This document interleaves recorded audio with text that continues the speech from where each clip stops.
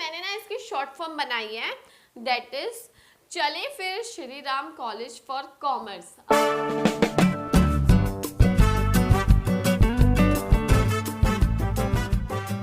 Hi twelfthies, welcome to ease way commerce classes. मैं हूं तबता और हमने लास्ट वीडियो में पढ़ा था investment decision of financial management chapter, यानी कि फाइनेंशियल मैनेजमेंट चैप्टर से इन्वेस्टमेंट डिसीजन पढ़ा था, जिसमें हमने ये देखा था कि हमें कितने पैसे की जरूरत होती है इन्वेस्टमेंट में। आज के इस वीडियो में हम सेकंड डिसीजन पढ़ने वाले हैं गाइस, जिसमें हम ये डिसाइड करेंगे कि ये पैसा कहाँ से आने वाला है। तो इस डिसीजन को हम फाइनेंसिंग डिसीजन कहते हैं, यानी कि पैसा कहाँ से आएगा और कितने प्रपोर्शन में हम लेंगे।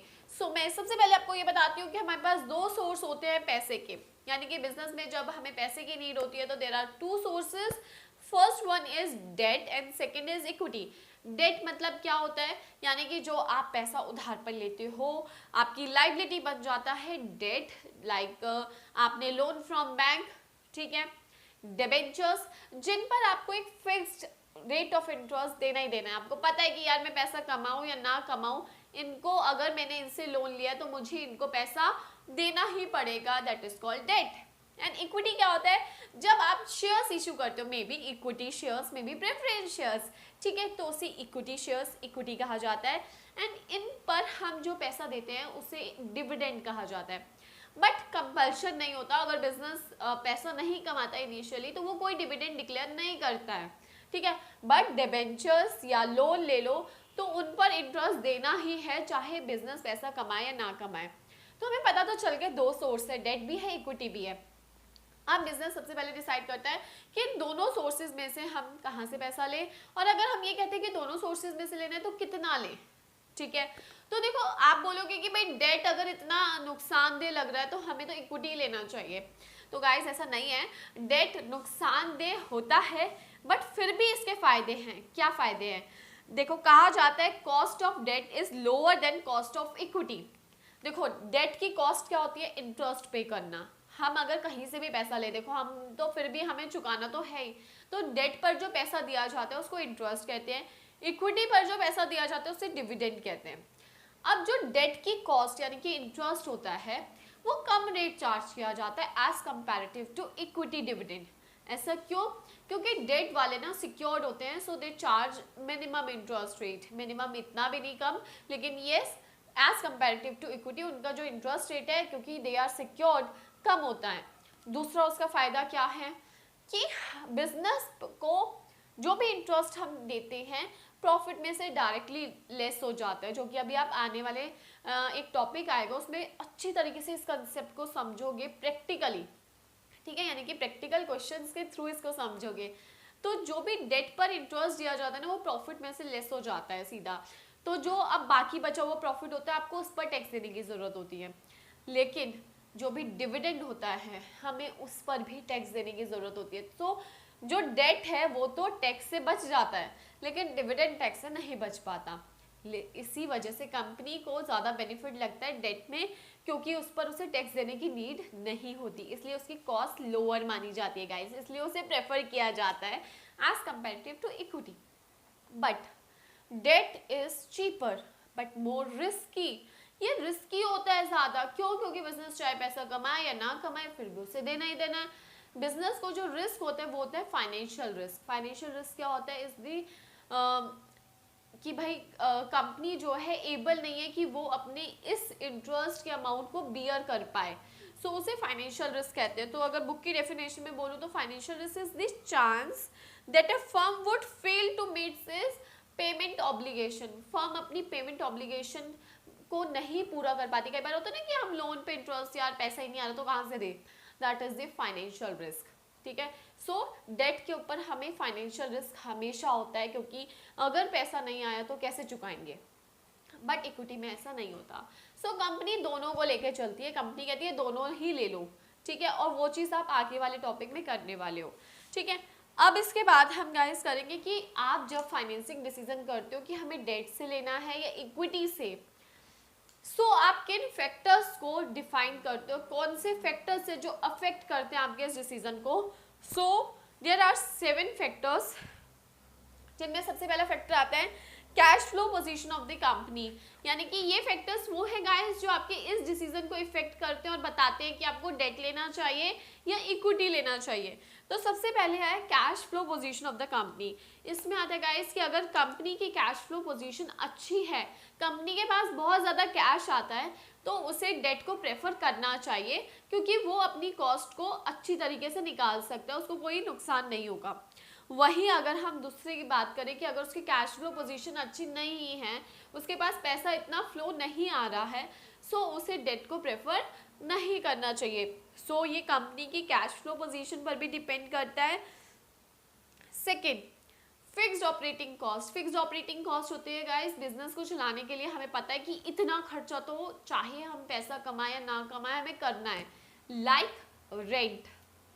ठीक है, रेंट अगर बिजनेस चले ना चले रेंट तो देना ही है, that is called the fixed operating cost. अगर एक बिजनेस की फिक्स्ड ऑपरेटिंग कॉस्ट बहुत ज़्यादा है तो भाई उसे संभल के चलना, उसे डेट नहीं लेना, क्योंकि उससे उसकी कॉस्ट और ज़्यादा बढ़ जाएगी, तो उसे इक्विटी प्रेफर करना है। अगर उनकी फिक्स्ड ऑपरेटिंग कॉस्ट कम है तो वो डेट आराम से ले सकते हैं। So it's depend upon the company कि उसकी फिक्स्ड ऑपरेटिंग कॉस्ट कितनी है। Third, cost. कॉस्ट का मतलब हो गया कि आपको कौन सी चीज़ यानी कि डेट या इक्विटी में से किसकी कॉस्ट कम पड़ रही है।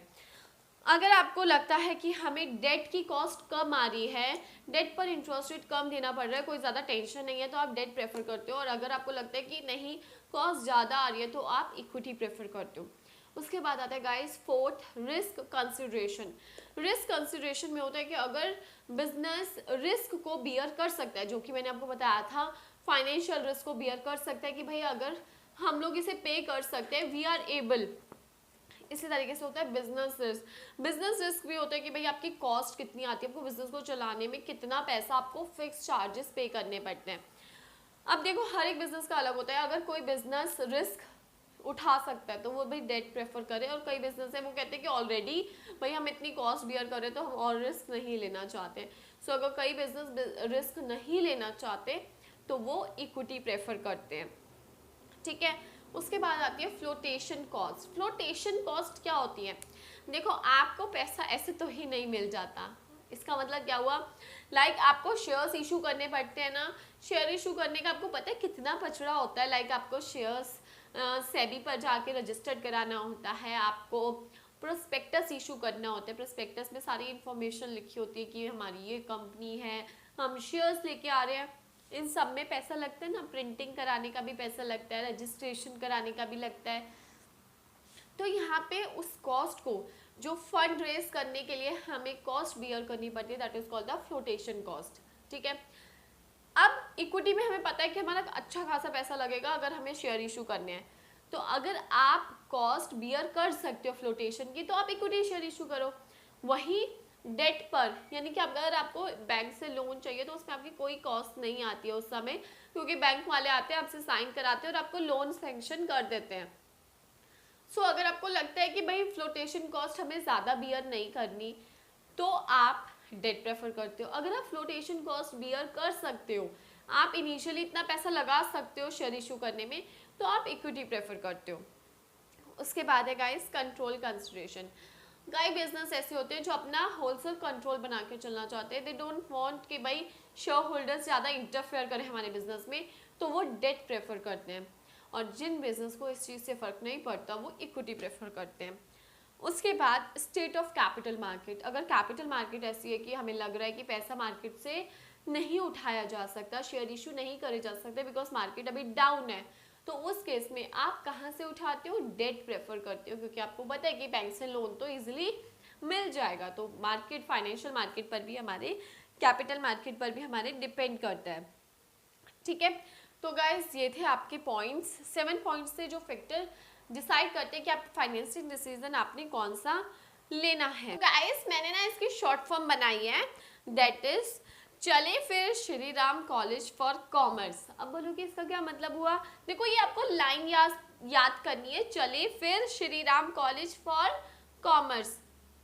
अब इस लाइन में ना क्या है, चले दैट इज सी, फिर F, Shri S, Ram R, college C, for F and commerce C, यानी कि चले फिर Shri Ram college for commerce के आपको एक एक वर्ड फ्रंट के उठाने हैं और आप इसको देखोगे कि सी से आपका कैश फ्लो पोजीशन होता है, एफ से आपका फिक्स्ड ऑपरेटिंग कॉस्ट होता है, Shri that is S state of capital market, Ram that is R, R से risk consideration, college again C cost for flotation cost and commerce for control consideration. तो अगर आपने ये लाइन याद कर ली ना, चले फिर Shri Ram college for commerce, तो इसमें गाइस टोटल 7 वर्ड्स आ रहे हैं और 7 वर्ड्स आपके इस डिसीजन को डिफाइन कर देंगे, जो कि फर्स्ट वर्ड करके आप उसे अच्छी तरीके से याद कर सकते हैं। तो ये मेरी खुद की इन्वेंशन थी, मे भी आपको पसंद आए या ना पसंद आए, तो ज़रूर कमेंट में बताना कि समझ आया या नहीं समझ आया और कैसी लगी ये वीडियो।